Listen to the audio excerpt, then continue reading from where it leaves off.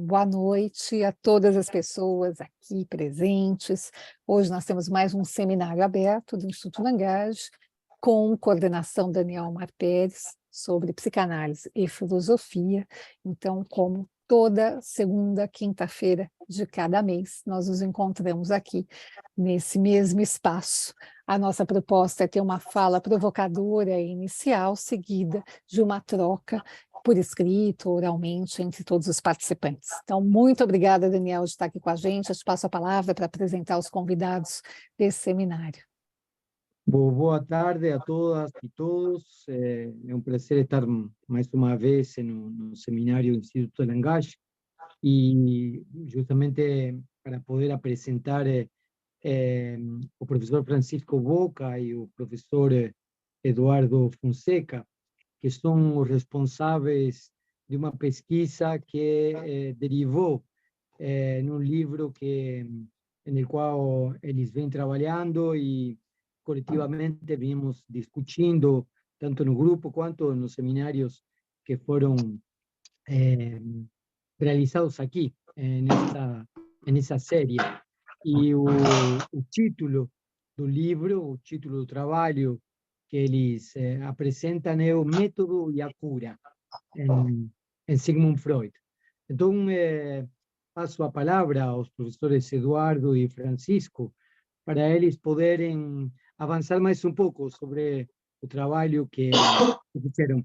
O que eu quero sublinhar é que eu acredito que já no próximo semestre vamos a ter a oportunidade de ter os textos de Richard Simanki, que está trabalhando na fundação da psicanálise e que já tem uma trilogia terminada e bom, encaminhada para a editora.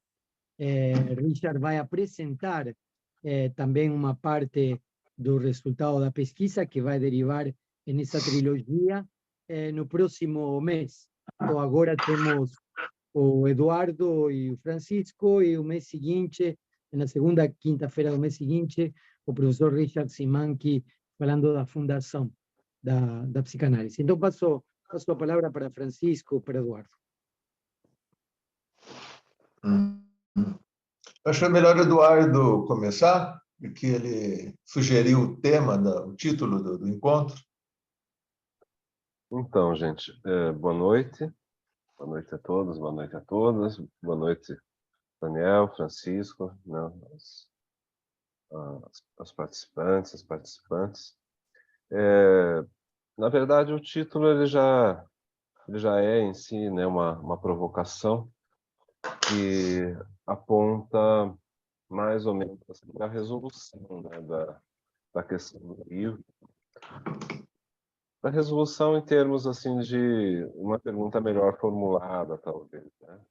Seria se a psicanálise, né, enquanto método clínico, seria realmente um método para curar.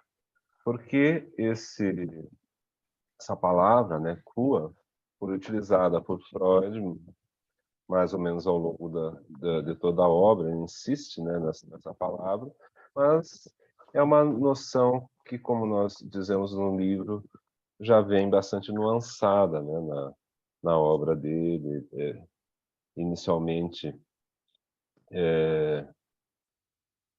como uma remoção, né, de sintomas psíquicos, uma aposta na questão enfim, né, do recalque e da revelação desse inconsciente, né, como uma proposta de cura psíquica, no sentido do eu, né, poder, ao tomar contato com esse mundo reprimido, se tornar melhor capacitado para, enfim, dominar, né, as tensões e os problemas inerentes ao fato de haver esse conflito entre forças inconscientes, né, e a necessidade enfim, de viver da melhor forma possível. E uma aposta nesse sentido. Enquanto, ao longo da obra, paulatinamente, um reconhecimento dos limites, né, dos obstáculos dessa proposta inicial e, de certa maneira, vindo a desaguar num certo abrandamento, né, dessas forças pulsionais, mas sempre apostando num aprimoramento, né, das relações do eu com esse inconsciente, né? Então, é uma análise, né, que vem com suas limitações em função também não apenas de uma metodologia do ponto de vista clínico, mas também do ponto de vista do arcabouço teórico, né, no qual o Freud se baseia. E nós fazemos uma aposta, né, enfim, mostrando um pouco as dificuldades desse método também, enquanto esclarecimento das nuances, né, metodológicas propostas por Freud, e vindo a desaguar num terceiro capítulo numa proposta, vamos dizer assim, né, vinculada com uma mais clara noção de singularidade, né, enfim, né, desse sujeito, né, que inicialmente seria um sujeito descentrado, um sujeito fragmentado, um sujeito problemático, mas que também, do ponto de vista de uma abordagem a partir de Canguilhem, poderia ser visto também como um campo de possibilidades, né, que se instaura a partir do próprio sujeito. Isso também vai ao encontro, né, de uma certa visão do inconsciente, né, que não é mais simplesmente uma relação ou com um elemento recalcado ou com um id, né, como um caldeirão de pulsões em ebulição, ou um precipitado, né, pulsional, mas também com um universo simbólico mais abrangente, né, no qual esse sujeito psicanalítico se coloca e que possibilita a ele, enfim, se reorganizar enquanto fala, né? E aí afirmar a própria fala também, afirmar poeticamente a própria fala, né? Esses são elementos assim que talvez já não venham a remeter propriamente a uma cura no sentido tradicional da palavra, uma coisa que talvez de que Freud se valesse muito em função, né, enfim, da sua origem na medicina, nas questões da área médica e talvez um certo apego a isso, mas que para nós pode ser não apenas nuançado, mas verdadeiramente colocado em questão, né? Ou seja, talvez a psicanálise não seja propriamente um método para curar, mas um método para pôr em questão, né,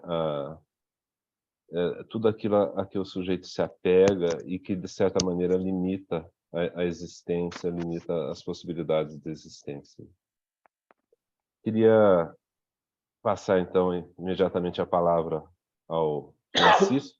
Eu tenho certeza que ele tem bastante coisa para falar desse ponto de vista, especialmente do ponto de vista dos problemas, né, que no primeiro capítulo são levantados, né, os problemas dessa trajetória freudiana, né, do ponto de vista da cura. E depois a gente pode retomar um pouquinho mais essa questão do encaminhamento, né, posterior que a gente dá no livro. Fique à vontade, Francisco. Estão me ouvindo bem? Está ouvindo? Perfeito. Sim, tá ótimo. Perfeitamente. Tá, ok. É que eu estou estreando uma tecnologia nova aqui, é a base da gambiarra, então Está muito boa. Eu estou cada vez mais descurado de tecnologia, então a coisa vai indo muito mal. Mas, enfim, consegui estar aqui agora. Então, o Eduardo trouxe isso como pergunta, né? Eu achei que foi excelente essa ideia, porque como a gente trabalha um pouco com essa historização do conceito, e mesmo da clínica, né? das técnicas, dos métodos, a gente sabe que da história dos sucessos, dos fracassos e desse propósito, e o quanto isso torna árida a discussão, né? Então, e principalmente o nosso pequeno ensaio tem essa perspectiva de recuperar a história da cura, a história do conceito de cura, e como foi solicitado pelo Daniel a princípio, a abertura de uma expectativa, né, contemporânea, vamos dizer assim, o que se pode pensar em termos de cura hoje, né? O começo lá do nosso ensaio mostra desde da ideia de remoção de sintomas até a ideia de amansamento das pulsões. Quer dizer, no próprio Freud tem um percurso aí generoso e com muitos caminhos diferentes trilhados, né? Então, a pergunta hoje se a psicanálise realmente, se ainda é, né, uma expectativa, fornece ainda uma expectativa de cura, eu acho, e o que se pode chamar de cura hoje, né? Então, eu preparei, assim, eu tô com um texto aqui que foi solicitado por um colega aí para uma revista, e aí tem um trecho de uma maneira que faz uma ponte, assim, né, entre a origem dessa ideia de tratamento, né, de cura, e essa atualização, essa perspectiva de pensar atualmente, e aí, como o Eduardo falou, a partir, né, não é restrito, mas a partir da crítica de Canguilhem, a própria psicologia, que, de certa forma, respinga também na própria psicanálise, né? Então, eu peço licença, assim, são 2, 3 parágrafos, coisa assim, para ler e a gente comentar isso, né? E, eventualmente, já responder questões desde já. Então, assim, para pôr o problema, eu diria que Freud está assim, numa linha de continuidade, né, com o seu objeto de trabalho, né? Ele estaria numa linha de continuidade que eu estou marcando aqui a partir de Pinel, né? Claro que não haveria regredindo, chegaríamos no Big Bang, né? Mas estou situando a partir de Pinel em função das pesquisas da história da psiquiatria que eu venho fazendo e para mostrar então o terreno, né? Principalmente o terreno francês que o Freud se situa. Então, numa linha de continuidade desde Pinel, quanto a produzir o que se chamava a princípio, né, de uma medicina alienista, né? Baseada, porque veja, ela começa baseada na observação de sintomas, né? O próprio Pinel define como sintomas as ideias delirantes, as alucinações, os comportamentos violentos e de uma maneira muito interessante, as paixões descontroladas, né? Então, vejo que já estamos num campo passional, num campo até mesmo das histerias, né? Depois nós vamos encontrar mais adiante as histéricas de Charcot manifestando todo esse tipo de coisa aí, né? Nos grandes tipos, né, que ele fazia. E essa medicina que depois a gente conheceu em Charcot e Freud conheceu com ele, que é o que o Charcot, usando um anglicismo, chamava de type, né? O type era a produção de classes nosológicas, né? Pinel começa a fazer isso, então medicina alienista científica, né? e assim fazer diagnósticos e, por fim, um tratamento, né? E no caso de Pinel, aí você vai encontrar variações entre esses contemporâneos aí, onde a loucura não tinha cura, né? Ela era uma própria eliminação. O hospital, né? O local de tratamento dele passou de prisão, hospital, cadeia, dependendo da expectativa de cura que se tinha, né? Ou de não cura, né? De eliminação mesmo. Porque nós vamos ver com o Morel, por exemplo, você tem um tipo de alienação que não tem cura, né? Aí depois, bom, aí é outra história. Então, visando, no caso do Pinel, uma adaptação do alienado à vida social, né? Nós não podemos esquecer o quanto Freud compartilhou de todo esse ideário aqui, né? Mas, por mais que os psicanalistas não gostem da palavra adaptação, o Freud falou, escreveu mais de uma vez que a psicanálise é para proporcionar ao ego viver e ser feliz, né? Então, não... E seria feio se não fosse assim, né? Porque se nem isso puder proporcionar, então seria um fracasso, né? Desde já. Então, essa adaptação não era lugar comum, né? Como eu antecipei, com o Morel, por exemplo, a ideia era de um tipo de Vesânia, né? que era mórbida, né? Não tinha uma degeneração. Tudo isso vai respingar na teoria da degeneração, né? Ou degenerescência, como o Morel dizia. Então, e no caso, considerando como a causa da alienação, né? E isso para ficar na psiquiatria científica e não que depois vai se associando ao evolucionismo e não à psiquiatria de cunho religioso, como Tissot e o próprio Morel, que vão se basear no criacionismo, né, para colocar lá o homem que era saudável, que foi degenerado, aí que vai dar em outro ramo da psiquiatria, mas o Freud não, ele está nesse ramo do Pinel, onde a alienação era, sim, considerada uma degeneração, e não se esqueçam que o Freud chamava o homossexual de degenerado e sem retorno, sem cura, apenas adaptado, exatamente como o Pinel, né? E a causa ao lado da hereditariedade, né? A causa, a alienação também tendo na hereditariedade a sua forma de transmissão. Esse conceito teve um peso fundamental no Freud, no par, na ortogênese e filogênese, né, quanto a esse par conceitual.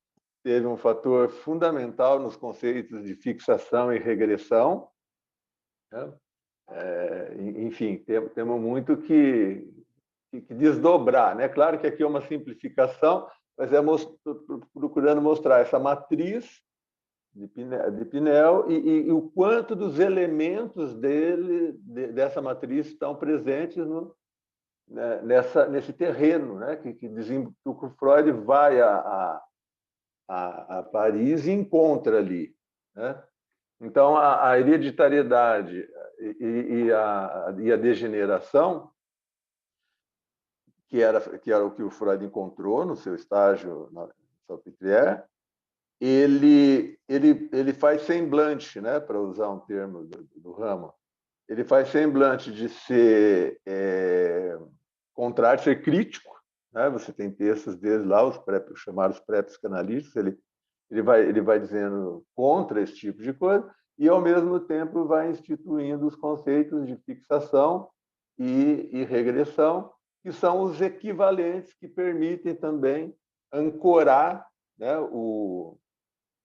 a expectativa, né, do psiquismo e da própria degeneração, do mal-estar, né? O Freud vai dando nomes diferentes, né? Para estruturas semelhantes, nomes diferentes. Mal-estar como um movimento de retorno, né? Um movimento conservador de retorno a um estado fixado preteritamente, né? Então, vê-se que é uma estrutura que estava já toda construída no terreno da medicina alienista que o Freud encontra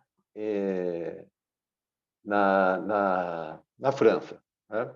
Aliás, você tem nesse conjunto de textos que ele se refere a esse estágio, ele diz que ele foi lá porque ele não tinha o que aprender em Viena, né?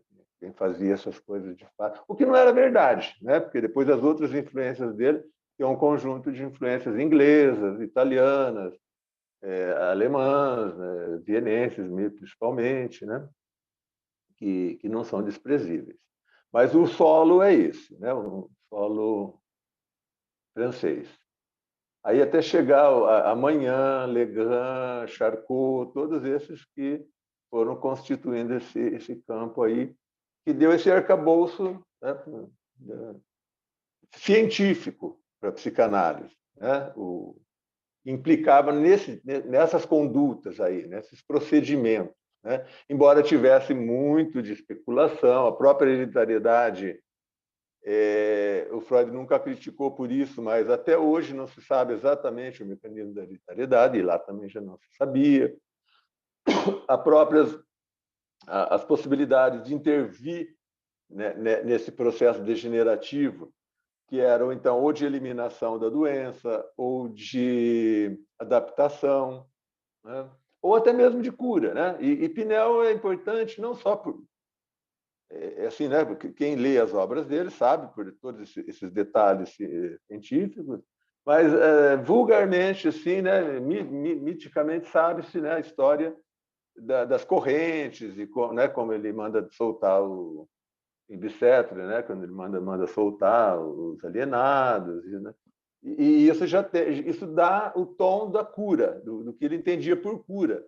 E diz a lenda que ele realmente curou muitas pessoas em estados muito graves, né? Assim, os relatos de cura do Pinel eram interessantes. E no que ia introduzindo, né? Quer dizer, aí no Pinel você ainda tinha a noção de patologia como algo que era uma alteração física que repercutia no ânimo, né? Mais relacionado também com hábitos, com costumes climáticos, alimentação, moralidade, como a gente viu ali, que vão desembocar, né, num tipo de causalidade contingente. Então, essa estrutura entre o adquirido e o herdado, que o Freud usa também, né, na sua nosografia, é toda a herança da medicina alienista, né? Então, para mostrar assim, esse quadro médico, vamos chamar assim, por mais que se goste de dizer que é psicológico, né? Mas o médico também já era psicológico antes, né? Já era sexual, já era de costume, já era moral. É o Pinel que cria esse negócio da cura moral e tal, né? Isso não é uma invenção psicanalítica. Então, quer dizer, esse quadro científico de cura, ele foi, né, vamos dizer assim, questionado por Canguilhem, que, curiosamente, o Canguilhem foi uma inspiração para mim, não só teórica, porque isso ele é inspiração para todo mundo, mas de vida, no sentido assim, um sujeito que era um filósofo que queria falar sobre essas coisas, né, sobre psicologia, por exemplo, sobre saúde, sobre normalidade, patologia, cura e tal, e não se comportou como um sujeito que lê manuais, foi fazer medicina, né? Escreveu uma tese de doutorado em medicina para saber do que estava falando. Então, é interessante porque é bastante confiável o que ele diz, né? Ao contrário de outros pensadores igualmente importantes, como Foucault, que falam coisas assim muito perigosas, assim, muito equivocadas sobre a medicina, sobre doenças, sobre um monte de coisa, porque não chegou a ter formação para isso, né? Então, tanto que se você checar as fontes do Foucault, você vai perceber que ele não leu essas fontes, ou como devia. Então, tanto que quando o Canguilhem então, se apresenta sua tese, o normal e patológico, e depois escreve, né, um texto também, uma crítica à psicologia, ele não está analisando a noção de normalidade, de patologia e de cura de maneira amadorística ou ideológica, né? Ele era um médico que, embora não tenha sido um médico voltado para essas doenças, né, vamos dizer, psicológicas, mas ele tinha todas as condições de questionar esse início, esse arcabouço científico que eu mencionei aí de Pinel para cá. Então, a reconstituição que ele faz não é apenas histórica, é conceitual, né? Então, eu vou entrar agora aqui, tem 1, 2 ou 3 parágrafos, que são o que define, assim, para efeitos rápidos, como a gente está fazendo aqui, a crítica contundente dele a essa estrutura de forma nosológica, do diagnóstico, do tratamento e da própria consideração do que é o normal e o patológico, né? Essa oposição que vem então, da história da medicina. Então, eu faço referência aqui, vou ler mais um trechinho, de um capítulo que está na obra, na tese doutoral dele, que é o normal e o patológico, e a tese de medicina, né? O Canguilhem tem uma tese de medicina e 2 de filosofia, e que se chama Um Novo Conceito de Patologia. E aí ele faz um subtítulo, O Erro. Isso é fundamental, porque assim, tem muitos desdobramentos disso na obra dele, mas tudo que a gente vai encontrar, por que esse conceito é fundamental? Porque tudo que a gente vai encontrar lá atrás, como etiologia, vamos dizer, da alienação, ela parte, seja do ponto de vista científico, seja do ponto de vista criacionista, sempre de um erro, de um desvio, de um pecado, de um desequilíbrio. Quer dizer, há sempre, né, a gente vai encontrando recorrentemente essa ideia de que tem uma referência do são, do normal, desde essa ideia do homem ideal até do homem criado pela evolução, né, do ponto de vista já evolucionista, mas que também, em algum momento, entra numa rota de erro da sua estrutura, né? A gente vai encontrar isso, por exemplo, já bem no ambiente do Freud, na Inglaterra, Jackson dizendo que a estrutura entra em dissolução, as estruturas mentais, desculpa, as estruturas cerebrais.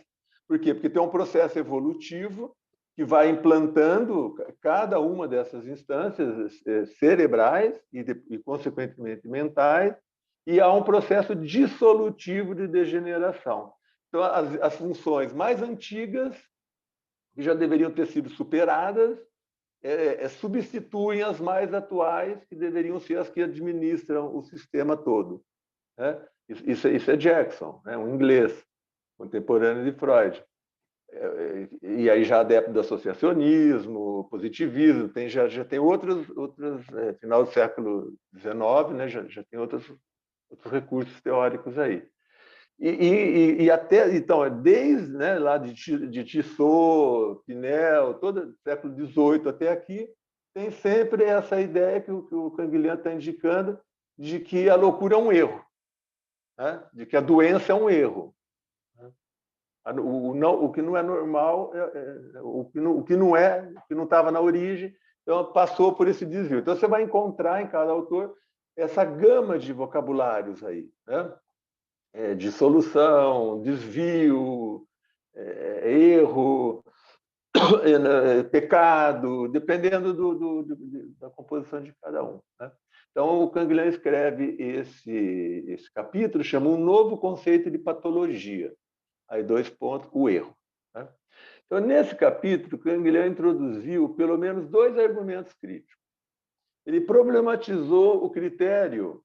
Aí eu destaquei esse aqui, porque como eu dei o exemplo dos sintomas de Pinel, que eram todos sintomas exagerados, né, da histérica exagerada, o Canguilhem está falando nesse capítulo justamente do critério de intensidade do comportamento, né? E como que ele diz isso? Bom, o que sustenta a ideia do normal e do patológico e da cura em relação a isso é a ideia de uma carência ou de um excesso. Então, está ocorrendo duas coisas com esse sujeito. Ou ele está com default, né, ou com excedão. Alguma coisa acontece ali. Ou seja, ele não está bem, ele não está normal, né? Supondo que haja um critério para estabelecer essa normalidade, né? Então, Francisco, lembrando... a ideia de um devir pré-ordenado, né, que vai conformar essa diferenciação entre doença e saúde, né? Sim, isso. Você lembrou uma coisa que talvez eu iria esquecer de falar. Esse pré-ordenado pode tanto estar no passado, pelos criacionistas, como pode estar no futuro, pelos evolucionistas. O importante é que a doença, o erro, se deu no desvio, ou da origem ou da meta.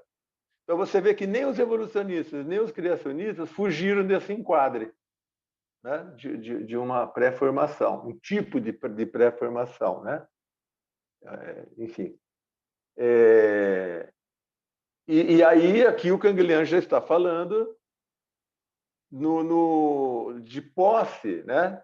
Já de um conceito muito bem divulgado, que é o de homeostase, né? Que ele vai criticar muito.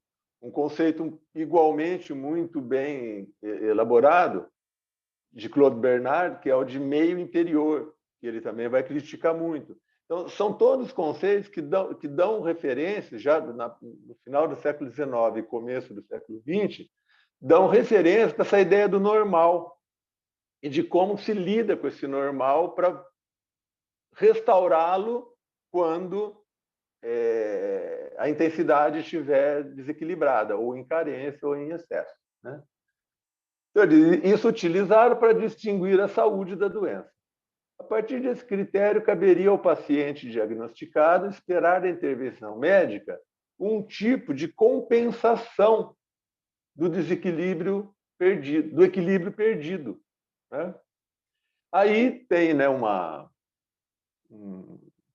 citação do próprio Canguilhem, nesse texto, não vou ler aqui, e aí eu comento essa citação seguinte: desse modo que, desse ponto de vista, saúde que seria, então, nem carência, nem excesso, né? Saúde mental, saúde corporal, e a boa reprodução, né? e a hereditariedade funcionando, né? Como normal, produzindo normal, semelhante, produzindo semelhante, seriam, então, efeitos do equilíbrio e da interpretação correta das informações genéticas.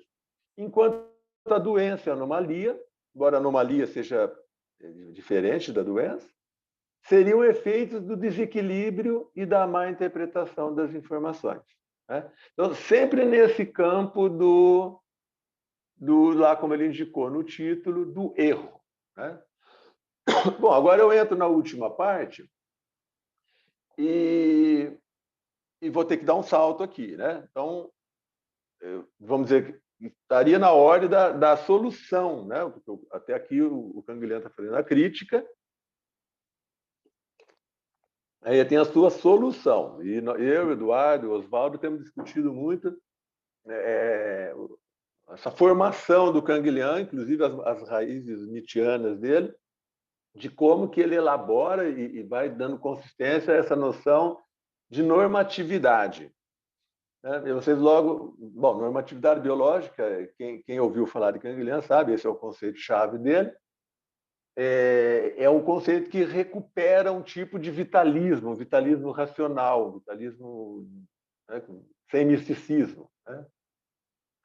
E nessa ideia de normatividade, né, que não é normalidade, nem normalização, nem regramento, você já pode antecipar que vai na contramão de tudo isso. A partir do conceito de normatividade, eu vou dar um salto aqui já para a conclusão do objetivo onde eu quero chegar. O Canguilhem vai concluir que as anomalias, né, que são, na verdade, variações abruptas, ele combate com a noção de monstruosidade, né? Não daríamos para falar nisso agora. Mas as noções, então, de anomalias e de erros passam a ser considerados casos vitais e esforços da vida, né? Depois, talvez, o Eduardo possa falar um pouco disso, porque a gente discutiu bastante isso com o Oswaldo, né? Esses casos, então, e o tratamento que eles devem receber, e aí que eu acho que, então, esse seria o papel do Vinícius Armiliato, está falando aqui, porque ele é o nosso psicanalista kangleriano, né? Que tipo de abordagem se dá para o paciente, né? O que se faz para responder essa pergunta que o Eduardo trouxe? O que ainda serve? Que tipo de cura pode pensar aqui? Então, essa manifestação, né, do paciente passa a ser considerada resultado de uma normatividade que oportuniza uma criação. Aí vocês me desculpem a pieguice, mas eu tive que usar a expressão. A criação de novos normais. Já caiu de moda, mas se falou muito disso, né? E eu acho que é adequado aqui porque normais relacionado à normatividade, né? Normas e não regras, né? Então vejam como que o Canguilhem vai descrever esse devir do mundo biológico e como que esse devir, né? Eu também tenho algumas coisas escritas sobre essa aplicação desse devir normativo nas sociedades humanas também, no psiquismo, quer dizer, nas coisas humanas, né? Não só no mundo biológico. Então, o Canguilhem diz assim, olha o que ele afirma, a doença é uma forma de vida. É curioso isso, porque assim tem certas expressões, vou tentar, acho que não precisava, mas vou tentar destacar a relevância dela. É como você encontrar no mal-estar na civilização um médico dizer que cada um tem que encontrar um jeito de se salvar. Ou ainda, o médico dizendo que morre-se de causas interiores. Né? Isso não é trivial para a medicina. Né? Eu acho que o Freud ali tem coisas importantes para ser remexidas, assim como o Canguilhem está dizendo aqui. A doença é uma forma de vida. Ou ainda, de que a doença é uma experiência de inovação positiva do ser vivo e não apenas um fato diminutivo ou multiplicativo. Né? Posso fazer um comentário, Francisco, bem rapidamente, no sentido... Não, por favor. É pela ocasião, meramente. Sim, por favor. O Nietzsche, no Nascimento da Tragédia, indo ao encontro daquilo que você comentou das nossas conversas com o Oswaldo, ele vai falar justamente de um certo tipo de degeneração que é extremamente benéfica no contexto de uma sociedade, assim, algo que é considerado degenerado, né, no contexto de uma sociedade bem desenvolvida, com parâmetros de excelência, né, com a sociedade grega clássica, assim, por exemplo, né? Então, a tendência dessa cultura, né, é manter-se ela mesma. E, nesse sentido, ela adoece. Ela adoece por excesso, ela adoece por excesso de condições que mantêm essa cultura na rigidez, né? Mantém essa cultura no mesmo contexto e cada vez mais idêntica a si mesmo. E isso, no sentido da vontade de poder, é uma forma de adoecimento da própria vontade de poder. Então, nesse sentido, o degenerado, né, a doença, pode proporcionar os golpes que vêm no sentido justamente de renovar a cultura, né? Renovar as possibilidades de existência dessa sociedade num contexto de renovação. Então, o ser humano, né, como no Canguilhano nesse sentido, ele não está aberto à doença por uma condenação, por uma sina, né, mas sim pela sua própria presença no mundo. E a saúde não é de modo algum uma exigência de ordem econômica a ser valorizada no enquadramento de uma legislação, né? Ela é uma unidade espontânea de condições de exercício de vida e que às vezes um corte como esse elemento, né, que vem a interferir no processo, proporciona um elemento de renovação, né, e proporciona novos caminhos. Isso do ponto de vista da arte, isso do ponto de vista da política, né, enfim, de todas as manifestações que existem no contexto da sociedade. Uhum. Perfeito. Eu acho que se você pudesse até indicar depois no canal do nosso GT, onde estão os nossos seminários, as pessoas Sim. interessadas Eu posso poderiam colocar aqui.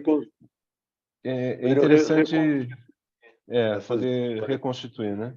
É muito interessante olhar os prefácios, né, escritos posteriormente ao livro, onde ele faz o prefácio chamado uma tentativa de autocrítica, né? Onde o Nietzsche se volta sobre esse livro e estabelece uma visão mais madura sobre essas fórmulas, né, que ele tentou utilizar, e aonde essas fórmulas, escapando justamente da perspectiva que ele estava tentando, né, adequar as fórmulas, elas foram extremamente frutíferas também. Quer dizer, é quase uma espécie de novo, né, da mesma coisa. Onde a coisa falha, muitas vezes ela é extremamente frutífera e proporciona caminhos que depois vão ser desenvolvidos, né, e que se tornam extremamente férteis. Sim. Sim.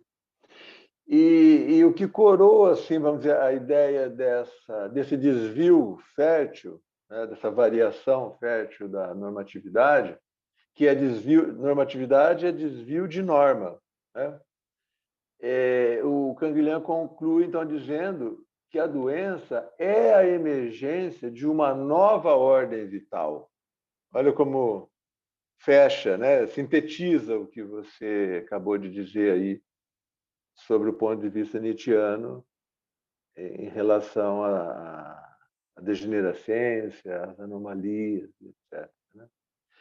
Então, enquanto você falou, me recordo de um historiador da medicina francês, agora contemporâneo, que, inclusive, eu trago uma nota, seria uma nota dele, em que ele diz que a estrutura que Pinel cria, de certa forma, reproduzia todos os interesses capitalistas, a objetificação da doença e o tratamento dela e os destinos do paciente correspondiam, e ele vai dando lá as relações, aos interesses e ao modo de organização capitalista. Né? Então, eu só queria finalizar, porque talvez a gente tenha que conversar um pouco agora, dizer que, assim, eu não sei, eu não sou psicanalista, eu não sei os caminhos que a psicanálise vem atualmente, vamos dizer, construindo em relação a essa expectativa da cura, né? Mas, pelo que eu procurei mostrar aqui, essa tradição, né, que o Freud se insere, o que não quer dizer todo o Freud, hein? Porque não eu poderia estar fazendo injustiças com ele. Mas essa tradição na qual ele se insere e muito que ele compartilha passa por um diagnóstico e por uma cura que pode estar a serviço mais do que de um sistema capitalista, porque para ser contra isso nós temos que abrir uma outra discussão, né? Mais do que isso, estaria a serviço de uma ordem maior, sob a qual toda a história da medicina alienista e a psiquiatria alienista foi construída na Europa, que é sob o desígnio da eugenia e da higiene social, né? Porque ficou faltando dizer agora, vou concluir assim, que, e o Foucault é pródigo em mostrar isso, na História da Loucura, que a função desses médicos era muito mais, e foi muito mais, depois nós vimos isso explodir com Lombroso, frenologia, esse tipo de coisa, que era muito mais de fazer higiene social, prevenir distúrbios, prevenir a emergência dessas coisas que o Eduardo mencionou aí, fazer profilaxias e, em muitos casos, extermínio, né? Higiene social, né? Então, eu não estou suspeitando de forma alguma que a psicanálise se preste a isso, mas o risco é grande, né? Na medida em que ela compartilha, de alguma forma, né? Ela está numa ossatura teórica, assim, né? Que atrai para o contemporâneo, mas o seu leito é um leito com essas características, né? Então, eu acho que os psicanalistas estão realmente com um pepino na mão, né? Assim, um desafio muito grande de Francisco, reconhecer. Sim, já voltando, vamos entrando já no debate, que fica só 2 minutos aqui. sim, vamos. Eu me tomo certas licenças contigo, porque a gente trabalha junto há muito tempo. Eu vou usar uma palavra, essa leitura não é tanto escatológica, digamos, quando você faz isso, me faz pensar, quando criticam a Marx pelos campos de trabalho da Sibéria na União Soviética, ou quando criticam os poemas de Novalis pelos campos de extermínio nazis na Polônia. Nós temos um amigo em comum, que é o Konstantin Rauer, que é alemão, que ele diz que todo o problema do nazismo nasceu com os poemas de Novalis, né? Tudo bem, podemos encontrar elementos lá em Novalis que de algum modo surgem na literatura do século, retoman as literaturas do século XIX, e isso pode ser retomado em algum sentido. Agora, fazer uma linha, um fio condutor muito duro, me parece que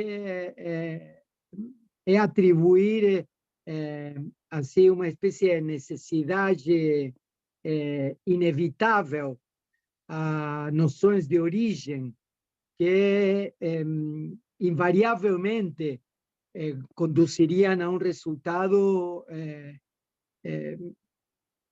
já destinal, digamos, não?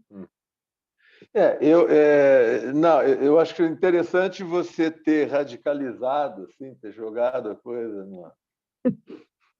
nesse nível, porque, assim, eu acho que o Freud foi consciente do que ele encontrou na França, fez muitíssimo para evitar o pior, acho que abriu frentes importantíssimas para descaracterizar esse passado do qual ele foi vítima, inclusive, né?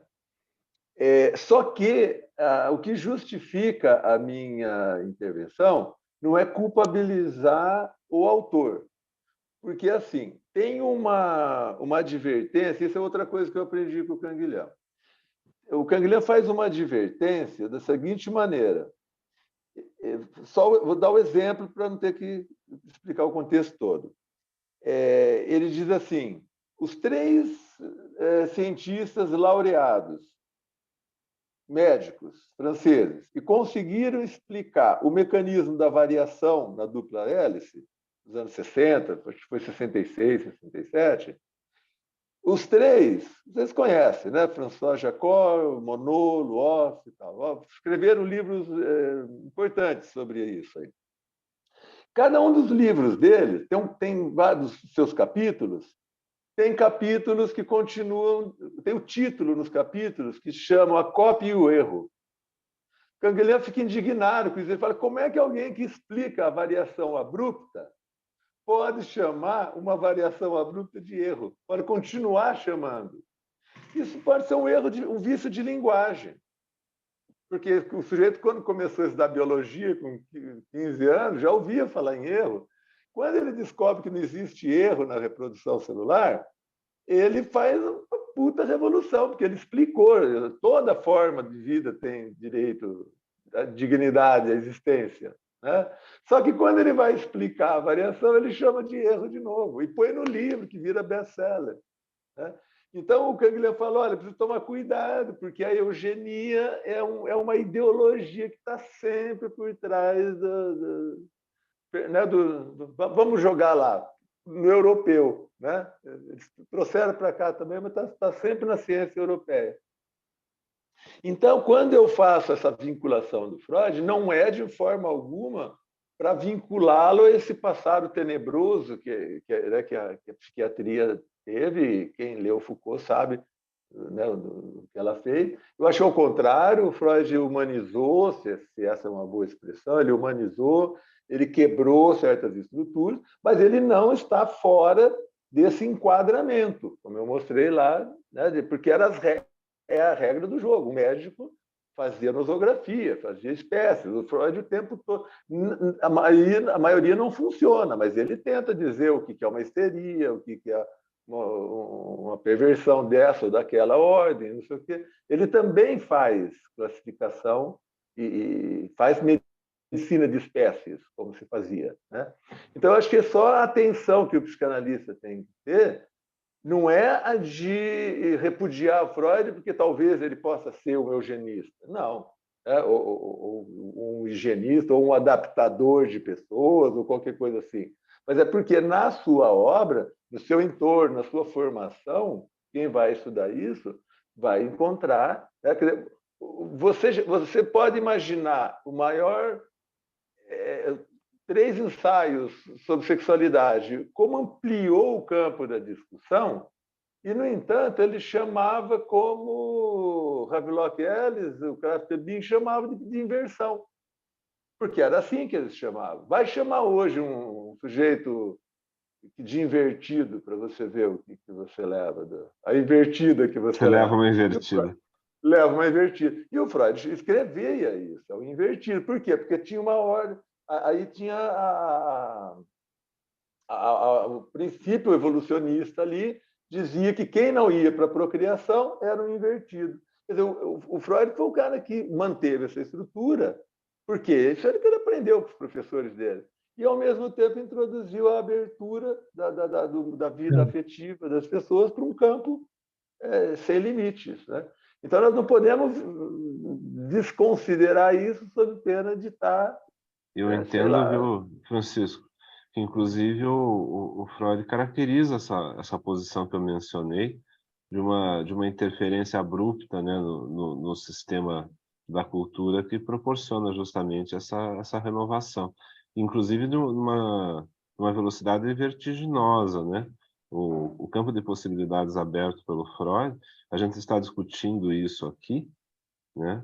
Mas, assim, levando em consideração que tudo isso ocorreu de modo extremamente fértil, né, que possibilitou uma discussão e colocou Freud e a psicanálise literalmente, né, no centro do debate a respeito dessas questões e proporcionou modificações já desde os primeiros tempos da psicanálise e depois e até atualmente, que permitiram uma profusão, né, de mudanças e de questionamentos que hoje a gente traz aqui e que fazem parte do nosso contexto, né, de debates, tanto do ponto de vista da filosofia da psicanálise como da psicanálise de um modo geral. Né? Por uma questão de tempo, acho que a gente precisa encerrar já. Acho que a gente, aqui mais de 4, deve ter perguntas, mas os que estão do outro lado da lagoa têm 4 horas a mais, então 5 horas a mais. Então já é hora de ir a descansar. para os que estão lá e aqui para jantar. Você que sabe, Daniel, a gente está à disposição. Eu passo a palavra para Sérgio, se ele quer falar alguma coisa, mas damos por concluído a apresentação. Não, foi um debate interessante, fértil. Eu acho que vai ser uma publicação bem interessante para a gente prolongar as discussões, né? Acho que não se encerra agora, Francisco e Eduardo, acho que teremos outros momentos para continuar essa conversa, que se ela já provocou esse incômodo no Daniel hoje, já valeu bastante a pena, né? Eu já fico bastante feliz que ela já tenha provocado esse comentário do Daniel, ou seja, já foi produtivo demais. Já vejo que Eladio levantou a mão aí, mas como eu sou amigo dele, eu não vou dar a palavra para ele, porque eu já sei o que ele vai falar, então eu vou me atribuir a autoridade para não Você vai guardar para a próxima. Silencie o Eladio. Ele está aqui do meu lado, não precisa falar. Tá bom, muito bem. então. Então, nos vemos daqui a um mês, tá? Com o Richard, apresentando o livro dele. Espero que ele já esteja, inclusive, pronto o livro, fisicamente pronto. Ótimo. Perdão. Muito bem. Boa noite. Boa noite. Boa noite. Muito Boa noite. obrigado. Até breve. Obrigada a Até breve. todos. Boa noite.